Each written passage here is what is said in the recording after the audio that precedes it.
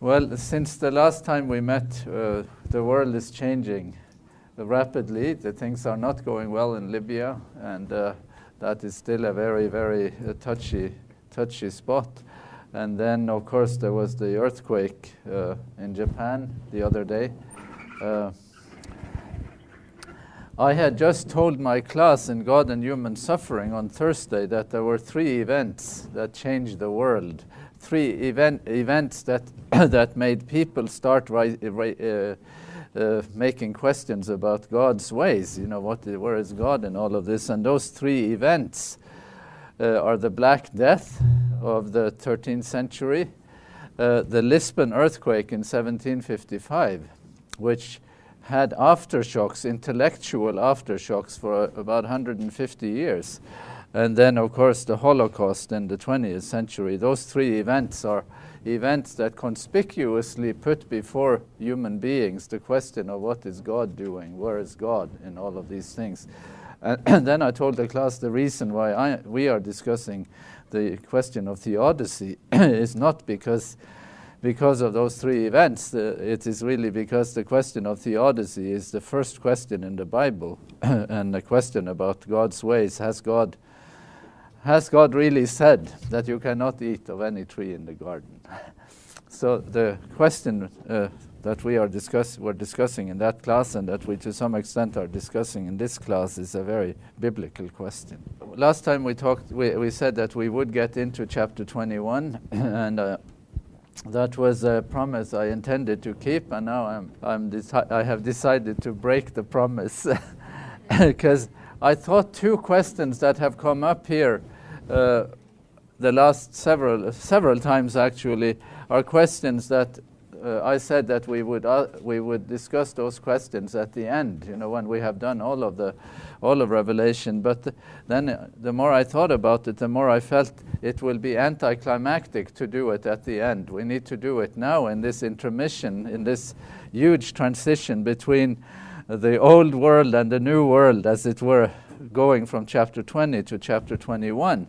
So I hope you will not feel that we're wasting our time if we delay just a little at the gate of paradise, as it were, here in Revelation 20. So we're not discussing so much anything specific in Revelation 20 today. We're doing more of a general retrospective on our subject. So let's just do this review. I got one of my assistants to make me this slide because I thought it was quite nice to put it up like this.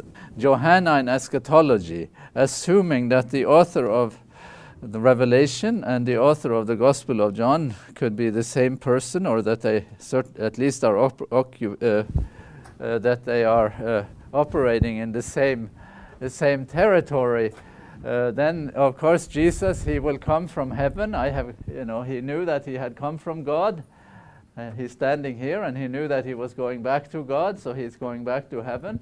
And then he says in the Gospel of John that I go to prepare a place. He's standing here saying that, and when I have gone and have prepared a place, I will come back and take you to myself, that where I am, you shall be also. So that movement from earth to heaven is quite conspicuous. Now, when he comes to earth in the second coming, then he doesn't even come, as it were. Anyway, you see the picture there, that movement. There is a very nice verse in the Gospel of John, where at the end of chapter 1, where Jesus, one of the disciples who is recruited, is Nathanael, one of his earliest disciples. And when Jesus recruits Nathanael, he says to him, you are a true Israelite in whom there is no guile. You know that text. And then Nathanael says, how do you know me? And Jesus says, I saw you before you saw me, which of course is always true, about in a sort of metaphorical sense. I saw you before you saw me. I saw you under the fig tree, he says. And then you and I could wonder what on earth Nathanael was doing under the fig tree.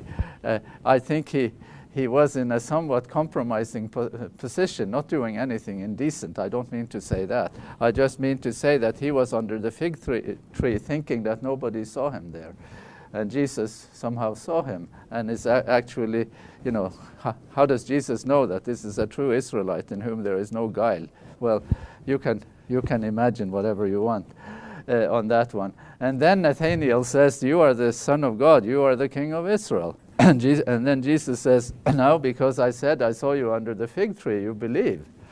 You will see greater things than this. You will see the Son of Man, something ascending and descending in sort of, you'll see heaven open. You will see, you know, this movement from heaven to earth, a close relationship between heaven and earth, you might say, is in Johannine territory. So I just thought about that. Anyway, you get, this is a kind of summary statement about the eschatology that I think we can assume to be valid for the book of Revelation. And the 1,000 years then will be 1,000 years spent in heaven, which is somewhat distinct in this interpretation. Just one verse here to show the plausibility that we are hearing a Johannine voice, the same voice in the book of Revelation as in the Gospel of John. I just thought, since Danielle asked me, what do you think about the authorship? Didn't you ask that? Yeah, and I just made a sort of loose claim. Well, I think it is, you know, it could be the same person. Here is a piece of evidence for that possibility. Jesus is saying in Revelation 3:20, listen, I'm standing at the door knocking. If you hear my voice and open the door, I will come into you and eat with you and you with me. I will eat with you and you with me. That kind of reciprocity, whenever you see that kind of reciprocity, you hear the whisper of the fourth gospel, don't you? That's way of talking. As you, Father, are in me, and I am in you, may they also be in us, John 17:21 and 23. I in them, and you in me, that they may become completely one. See, this back and forth movement, I in them, and you in me. You see what I'm saying? I will come into you and eat with you and you with me. When you that sentence in Revelation 3:20 is a Johannine signature in Revelation. Now, some people have seen it. Others who doubt that John was the author of the book of Revelation have seen that, and they admit that it has a Johannine quality to it, but they don't quite want to be persuaded that it could be the same person. So do you see the similarity there? You see the way of talking, the reciprocity? I will come into you and eat with you and you with me. Why couldn't he just say, I will come in and eat with you? That would have been a good enough sentence. But he must say, you with me, because he is John. And that is how he talks, you know, to see that kind of diction, that kind of paradigm. Let's say that the book of Revelation is written in a different genre. Is it possible for one author to write two books in different genres?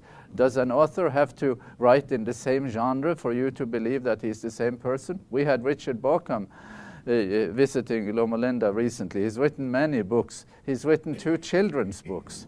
You know, if you did not know, if you got his books, you know, his books written for adults, for specialists in theology, and you looked at those books and his books for children, would you know that it was written by the same person? Would that be a safe guide to say, well, this author, he writes in one particular genre, he doesn't do children's books, let's say, you know, and suddenly there he was doing children's books, you know, and you could make that kind of, it would not seem to be a very, certainly not a definitive criterion for making that judgment. Well, I'll give you one more argument in support of the possibility that there is the same person.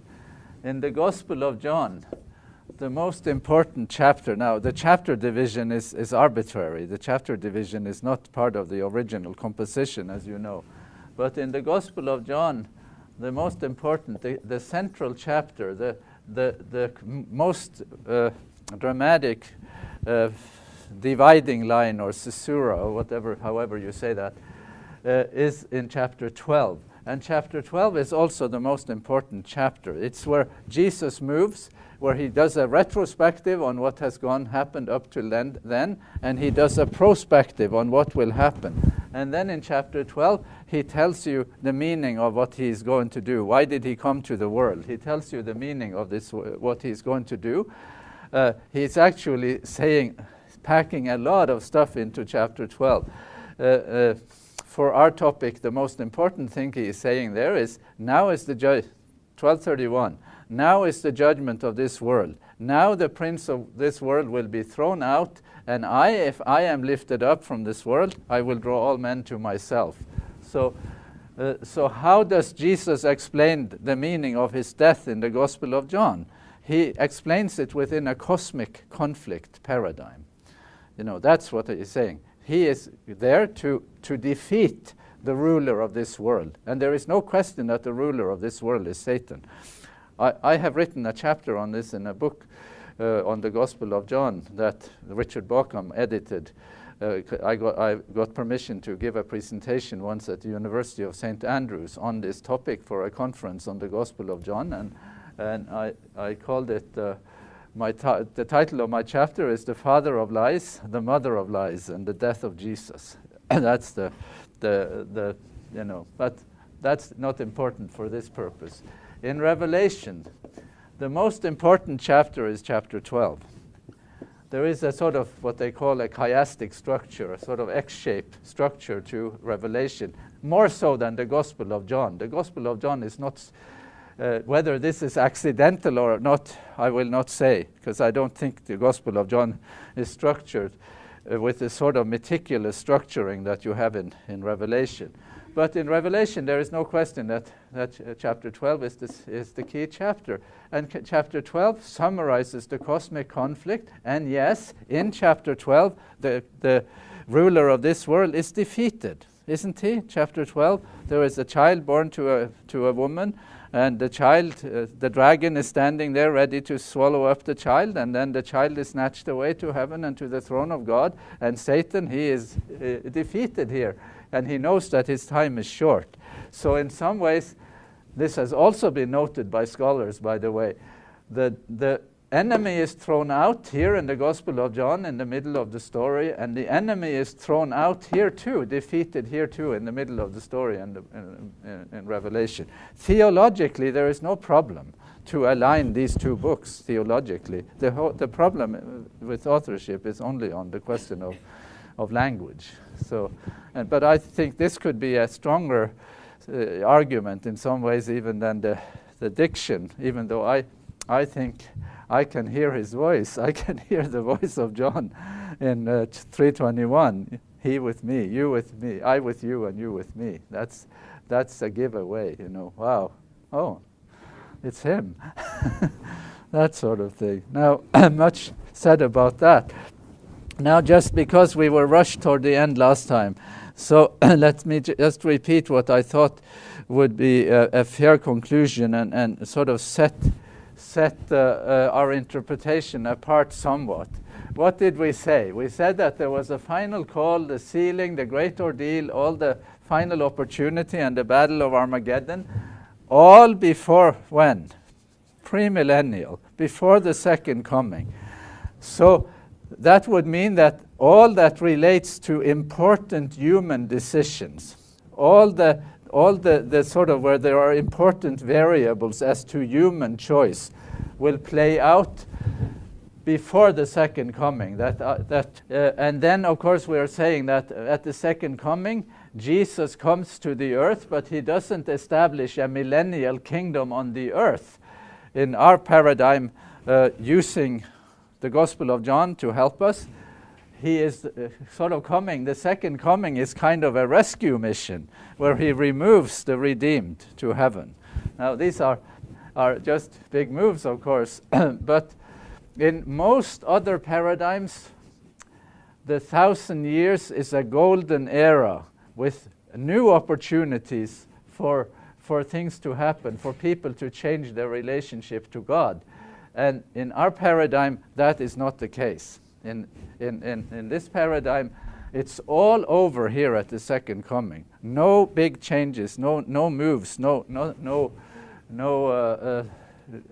Now, when I call this the final deception here, the deception, that's not very accurate terminology, because deception, the ones that are deceived here have already been deceived. It is just a manifestation. It's just he is recruiting from his own, as it were, here. So there is nothing, there is no pro or con, here in the final sort of in that phase of it. So now let me just say that many views of Christian history are millennial views, in the sense that they envision a golden age before it is all over, and then a final battle.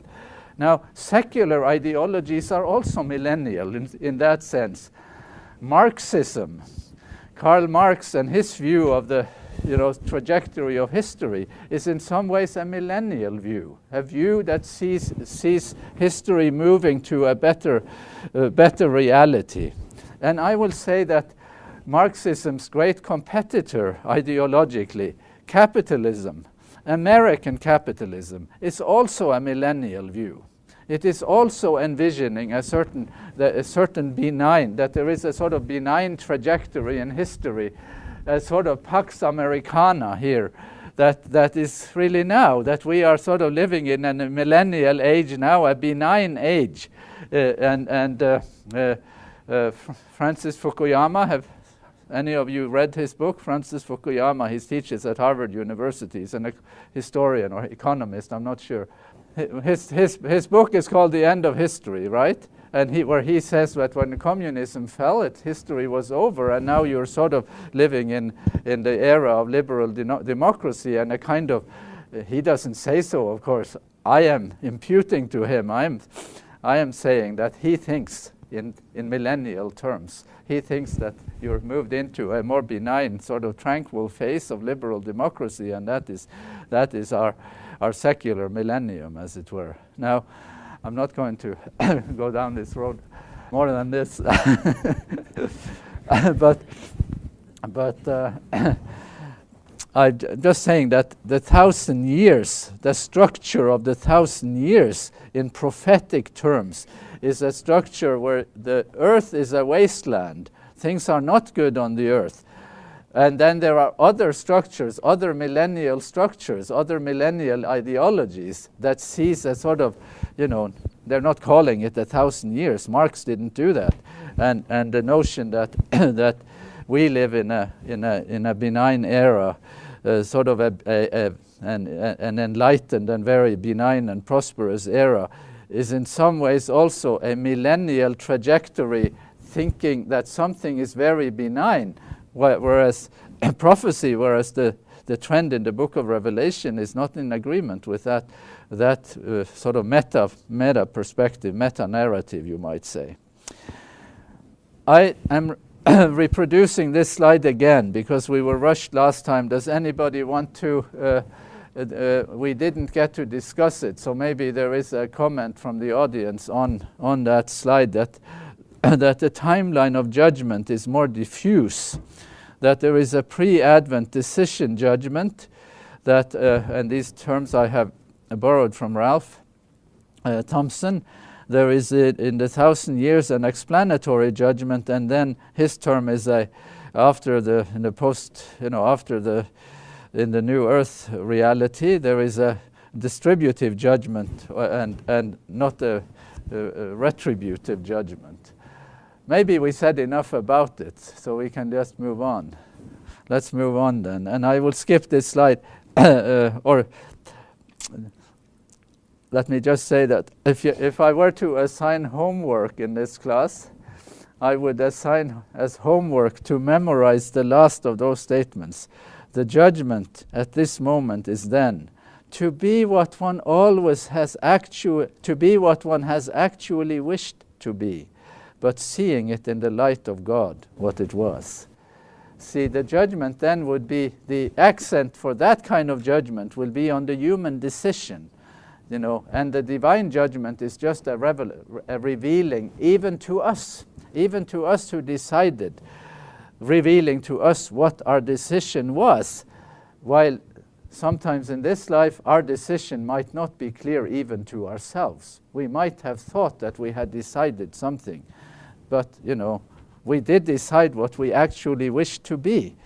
But then in the judgment, when the judgment comes, it will be revealed in the light of God what it was. So I think Jacques Ellul is extremely helpful for a reading of Revelation, and he's a non-specialist, and that gets me to my next point. Now, who asked about Nietzsche last time? I don't think she is here now, because I had thrown in some Nietzsche slides earlier that I didn't cover. And then I decided, well, I'm going to do it, and it was by request from the audience, and now that person isn't here, and I don't remember her name. So, but I'll do it anyway because I think it is working as a sort of to put things in perspective in a way that might be helpful. Nietzsche is not a new name to most of you, but here is a synopsis of Nietzsche. Nietzsche was a German philosopher who was born on a date that should have some resonance in an Adventist audience. He was born 7 days before the Great Disappointment in 1844. And downstream from 1844, there has been room for plenty of history, hasn't there? Much has happened since that time. What else happened in 1844? Karl Marx published his book, I think Das Kapital was published in 1844, if I don't remember wrongly. And 15 years later, Darwin will publish The Origin of Species, so there is lots of stuff going on here. And here, Nietzsche, who is a prodigiously gifted child, is born, and he is a tremendous musical talent. And then he becomes professor of philosophy, I think in Basel, I think in Switzerland. I might remember the things, because it's not very hugely important, but he was only 24 years old when he is a professor of philosophy. I am much older than that, and I'm only an associate professor. So my career trajectory has been much slower. Let me just digress for a second. When I was doing my PhD at the University of St. Andrews, I was commuting a lot back and forth to Norway, because I still maintained a presence in my medical practice in Oslo. And then I spent a few weeks in St. Andrews, and then I went back and pretended that I was in Norway, and then back and forth. Very, very, very hectic, extremely exhausting, actually. And then I traveled by plane and by train and by bus. Very tiring trip from the airport to St. Andrews. St. Andrews is kind of off to the side there in Scotland. And I was, taking a bus much of the time and spending a fair amount of time waiting for the bus to arrive. And then somebody I don't know how I got to know this, but Margaret Thatcher, she has said that anyone who finds themselves traveling anyone who is older than 35 years of age who finds themselves traveling on a bus should know that their life has been a failure.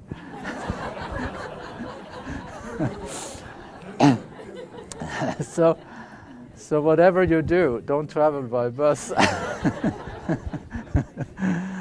Well, Nietzsche is known as one of the philosophers of extremity or extremism, you might say. He wrote books, Thus Spoke Zarathustra, which is written in a way like an Old Testament prophet speaks. It is a sort of "Thus says the Lord" kind of diction in that book. In Beyond Good and Evil, he talks like he is giving the Sermon on the Mount. He talks aphoristically, like Jesus speaks on the Sermon on the Mount.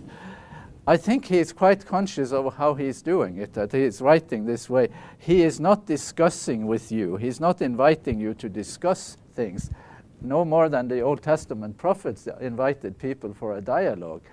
The Old Testament prophets were declarative. Well, there is once in a while, Isaiah will say, "Come, let us reason together." but most of the time he's telling you to do what he tells you to do. And in the Sermon on the Mount, Jesus is not inviting people to a dialogue exactly. He's telling how things are. He's sort of doing it in a declarative way. And you see that, that Nietzsche is hard at work here in the 1880s.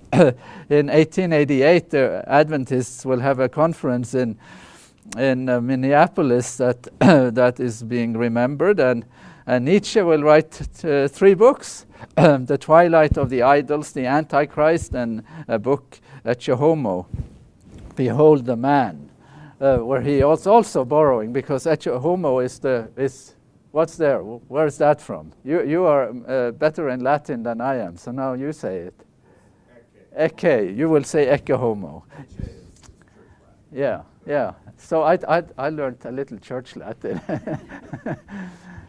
So Ecce Homo or Ecce Homo, behold the man. So you see, Nietzsche is in some ways appropriating biblical ways of thinking, biblical ways of speech, you might say.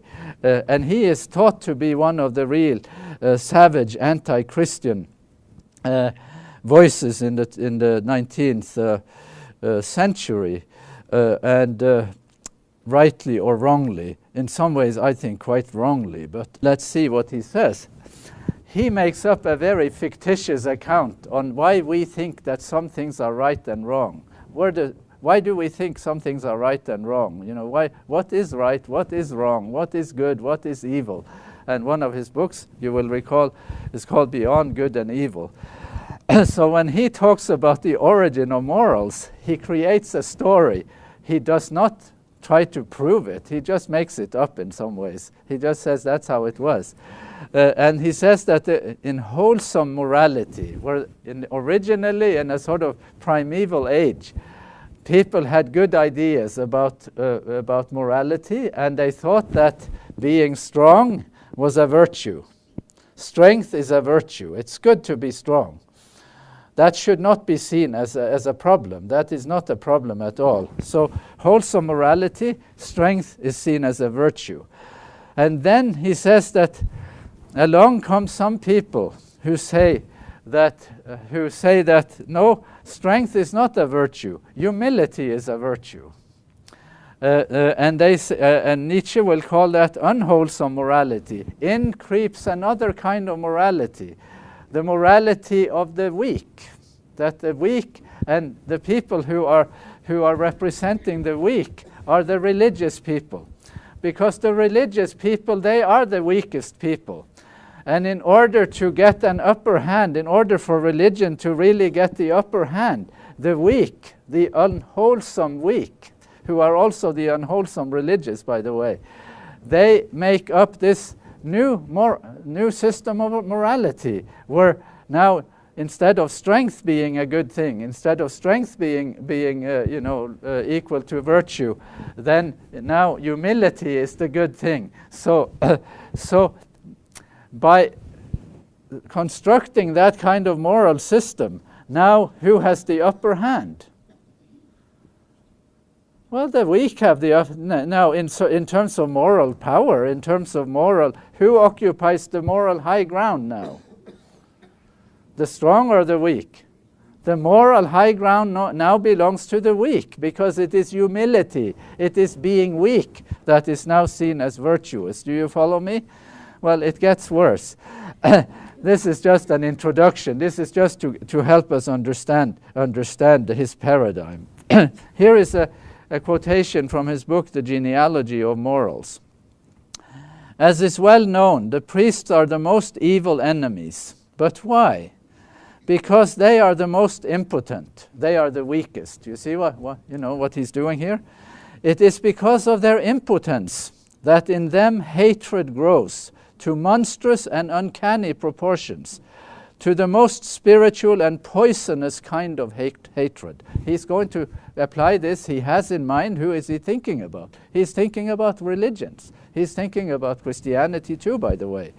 The truly great haters of the world have always been priests. Likewise, the most ingenious haters.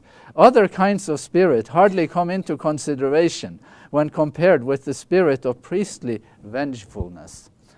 Now, so this is quite what should I say? Quite an expurgation, or quite, so linguistically, yeah. So so it's manliness. Yes, we're too. So sure, linguistically that's true, but there is no reward from sort of second guessing Nietzsche why he makes up this story, because he just makes it up.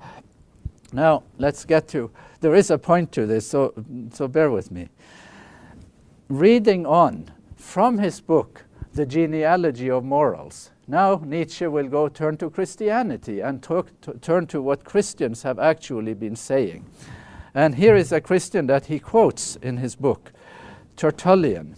Tertullian is a pre-Constantinian theologian. There is much good to be said about him. He's one of the important voices in the Latin church, in the Western church before Augustine.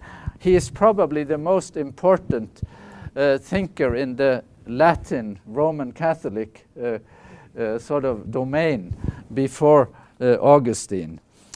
He lived in Carthage. Carthage is where? That's in current Tunis. The city of Tunis in Tunisia is the same place as Carthage. They overlap. So there is Tertullian in Tunis. Here is what Tertullian says about the future for those who are lost. However, there are other spectacles. That last eternal day of judgment. I am reading Tertullian now in Nietzsche. The context of my quotation is in Nietzsche's Genealogy of Morals. However, there are other spectacles. That last eternal day of judgment, ignored by nations, derided by them, when the accumulation of the years and all the many things which they produced will be burnt in a single fire. What a broad spectacle then appears. How I will be lost in admiration. How I will laugh. How I will rejoice. What do you think Nietzsche is trying to prove here? Well, he cannot prove to you the truth about the genealogy of morals, because he has made that up. But he can prove something else. Can't he?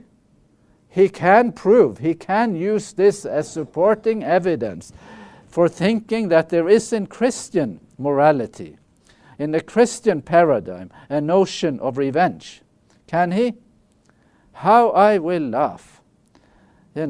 That's how I will be lost in admiration, how I will laugh, how I will rejoice. How does Nietzsche, who supposedly is an anti-Christian, how does that resonate with his personal sensibilities?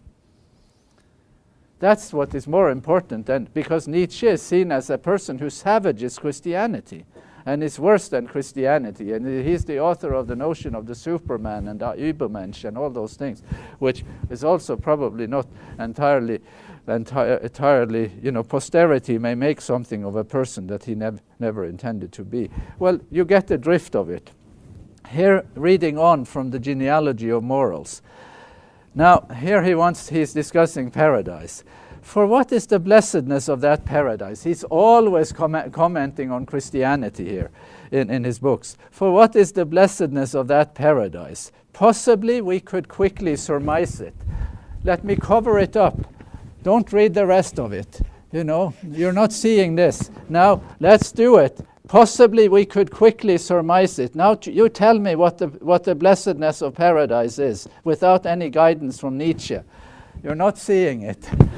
So, to be with Jesus, to be in a happy state, you could guess what sort of paradigms would you have. And now, but Nietzsche says, well, you might just think that you intuitively could have an idea about what paradise would be like, but let us not rely on intuition. Let us rely on the experts. Let's go to one of the experts. And so he goes to one of the experts. Possibly we could quickly surmise it, but it is better that it should be explicitly attested by an authority who in such matters is not to be disparaged. Thomas of Aquinas, the great teacher and saint. Who is Thomas Aquinas? He is in the 13th century. He is the greatest moral theologian in the Roman Catholic Church. He is not a sort of secondary source. He is still today the most revered moral theologian in Roman Catholicism. So here is Thomas, the great teacher and saint. Blissful in the kingdom of heaven, they will see the sufferings of the damned, so that their bliss should be more delightful to them. Now, what is Nietzsche doing? Why is he doing this? Because he is saying in his genealogy of morals, where the genealogy, the origin again, is completely fictitious. You don't need to take that into consideration. But he is saying that there is in Christianity a retributive instinct and a willingness to accommodate retribution in a big way, and in a way that seems to mute all whatever instincts there might be in human beings for compassion. He goes on. We're still reading from the genealogy of morals. Here he gets to Dante. Who is Dante? He is in the 13th century, and he wrote a book called The Divine Comedy, where he has first he goes into the Inferno, and then he goes to Purgatory, and then he goes to Paradise. He is the foremost of the Italian Renaissance authors. So here, Inferno, Purgatory, and Paradise. Here is what Nietzsche thinks about Dante's Inferno. Make up for what? Make up by what? Dante, as it seems to me, made a crass mistake when, with awe-inspiring ingenuity, he placed that inscription over the gate of his hell. Me too made eternal love. What is that inscription? You know, that's like you go to the concentration camps in that the Nazi regime did and said, Arbeit macht frei. Yes, Arbeit macht frei. And here, me too made eternal love over the gate to his hell. At any rate, the following inscription would have been much better, would have a much better right to stand over the gate of the Christian paradise and its eternal blessedness. Me too made eternal hate. And that's Nietzsche. Granted, of course, that the truth may rightly stand over the gate to a lie, because Nietzsche doesn't believe in an afterlife. So there it goes. My point is, see, here is the bias here, and I will admit to this as a personal bias. I do not think that you should approach the subject of who is doing what in these when it comes to the metaphors of retribution, language of retribution, language of torment. I do not want to approach that subject and just do a finely tuned exegesis of each of these terms and each of these words, and finally end up with a narrow victory on points. You see what I'm trying to say? That I will win that exegetical discussion narrowly. You must not win this discussion narrowly. You must win this discussion in a big way. And you cannot just win it by doing, sort of exegesis of the fine print. We can do that exegesis, and I have tried to do some of it in my projects on Revelation. We can do that exegesis. But sometimes you need to take a step back from the whole thing and just look, to look if you have other resources with which to approach a subject like that, and I will recommend Nietzsche as a resource for that. Here is the end game on Nietzsche. Going back to Nietzsche now. Nietzsche died in the year 1900, and I'm not an expert on Nietzsche. I don't know much about him actually. I shouldn't say this, of course, and I have already told you more than I know about Nietzsche, which would be a terrible thing if that were true. But I have read a thing or two about him, and I primary sources too. And I was hoping I would have gotten my book before this class, because I bought a book about Nietzsche in Turin, Nietzsche in Torino. In 1889, Nietzsche was in Torino, and maybe his mind is becoming destabilized. He ended up severely mentally ill. And some people think that they see harbingers of mental illness in his writing before 1889, which could be the case. It's hard to say. By this time he was in an intimate relationship earlier in his career with the composer Richard Wagner. He was a great admirer of Wagner, and he was also a very, very, very accomplished musician himself. But in 1889 he is in Torino, and there is a man, there is somebody.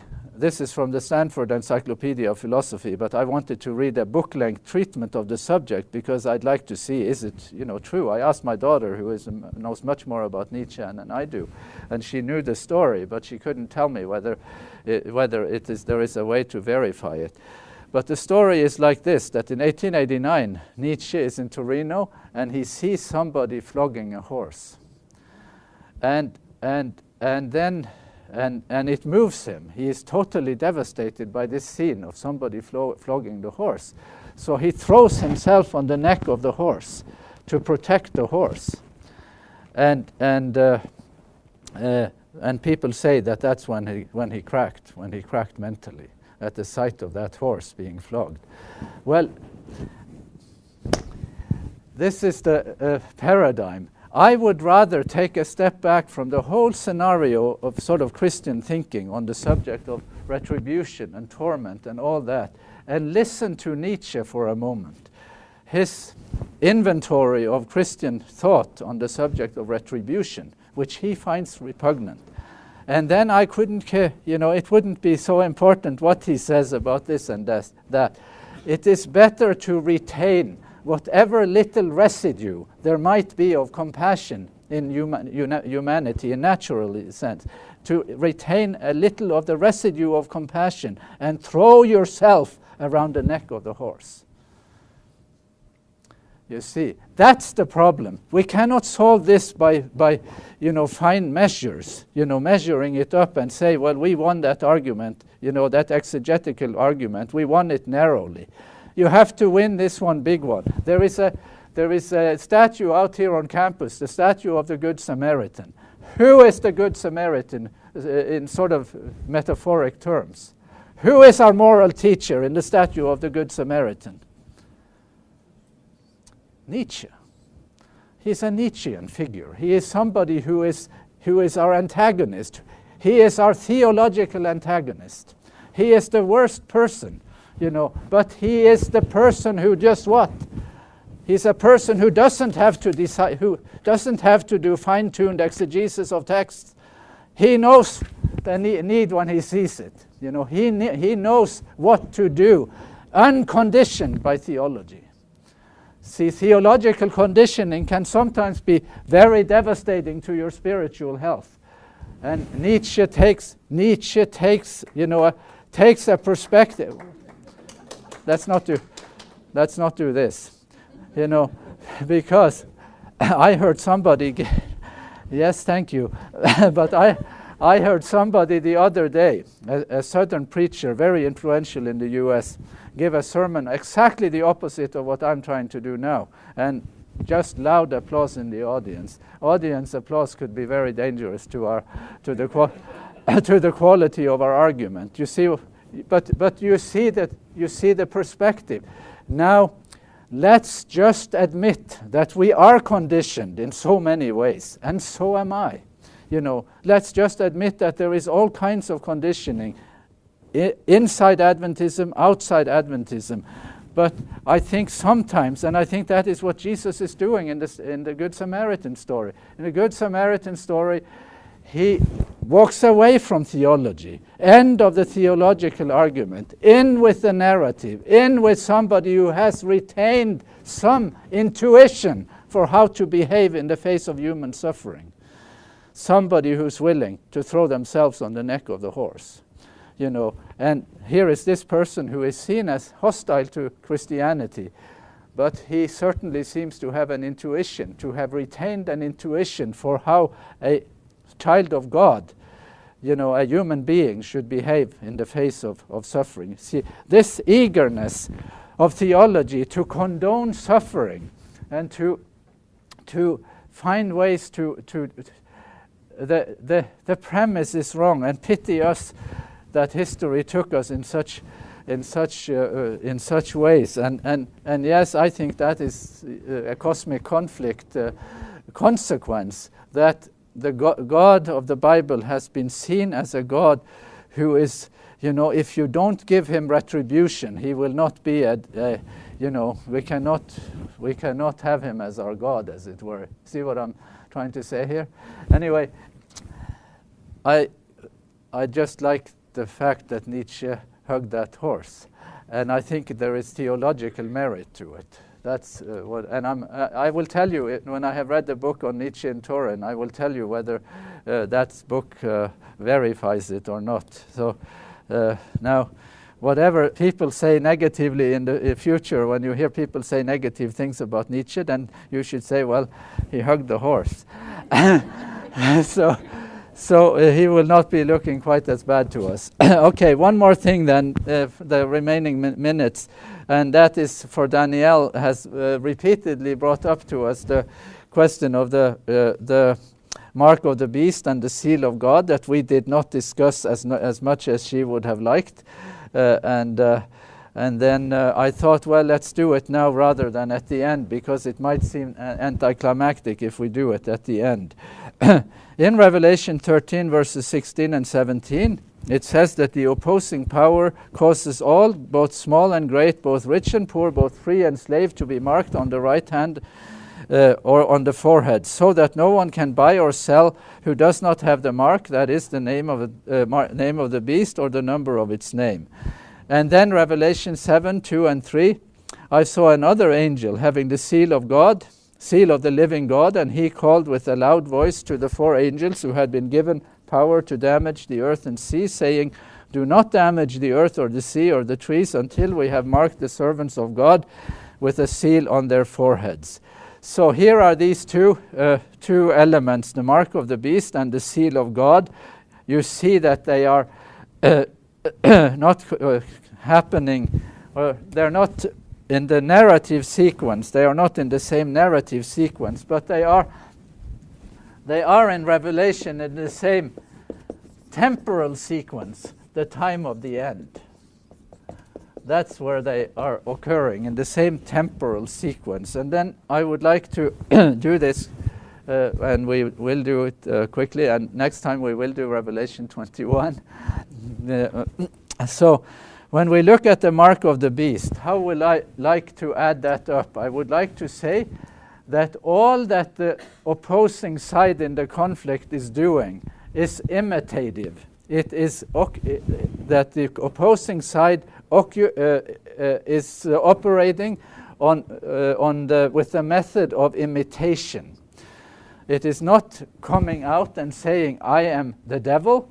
It is coming out in somebody else's, like I said to, when I gave my paper at Andrews, I gave an interpretation of the seals when I was at Andrews University, of the 7 seals, that is at odds with the usual Adventist interpretation, because I said that the white horse in the seal sequence is not Jesus and the gospel, it is deception.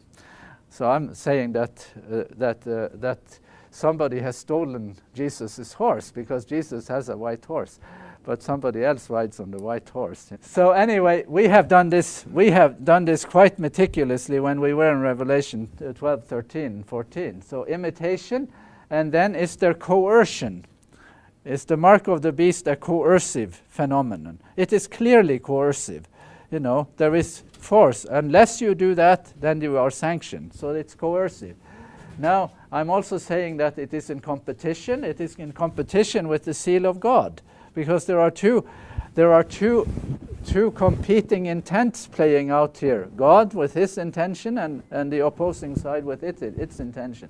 And I'm saying that all these signs are revelatory because in some ways the opposing side ultimately will show its hand, the way it pushes its sign here, you might say.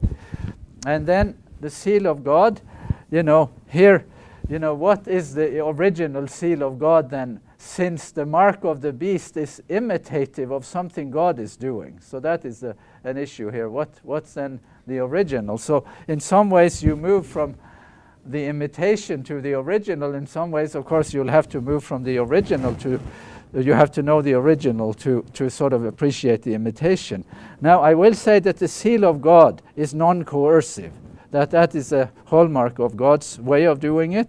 It is competitive. It does seek to replace or to preempt the mark of the beast.